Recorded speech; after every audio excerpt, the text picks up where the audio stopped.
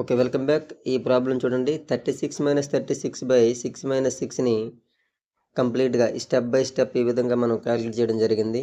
So, చూస్తే ఎక్కడ కూడా ఎటువంటి మిస్టేక్ లేకుండా కనిపిస్తుంది చూసారా?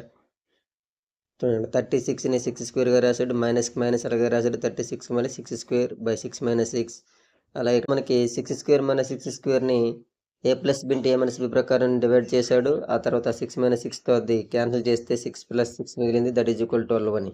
ప్రాబ్లంలో మిస్టేక్ ఏంటి అంటే ఒకసారి జాగ్రత్తగా వినండి. 36 - 36/6 - 6 అనేది ఒక ప్రాబ్లం. ఒక వాల్యూ ఎంతనో చూద్దాం ఒకసారి. 36లో 36 తీస్తే ఎంత? 0. మరి 6 - 6 అన్నా కూడా ఎంత? 0. సో, మనకి ఫస్ట్ స్టెప్ ఏం చెప్తుంది చూడండి. 0ని 0తో డివైడ్ చేశాక నెక్స్ట్ ఫర్దర్‌గా వెళ్ళమని చెప్తుంది. మరి మ్యాథమెటికల్‌గా ఇది సాధ్యమేనా? అసలు 0తో మనకి డివిజన్ అనేది పాసిబుల్ అవుతుందా? ఇన్‌డిటర్మైన్ కదా! డిటర్మైన్ కాదు.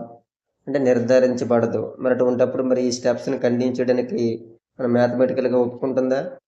ఒప్పుకోదు. కాబట్టి అందుకోసమే మనకి మొట్టమొదటి స్టెప్ అనేది ఖచ్చితంగా డిటర్మైన్ అయినటువంటి స్టెప్ అయి ఉండాలి.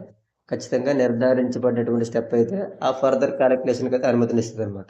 ఓకేనా? కాబట్టి మనకి మొట్టమొదటిదే మనకి ఇక్కడ మిస్టేక్. ఇచ్చిన ప్రాబ్లమ్‌ని మిస్టేక్‌గా పరిగణించొచ్చనమాట.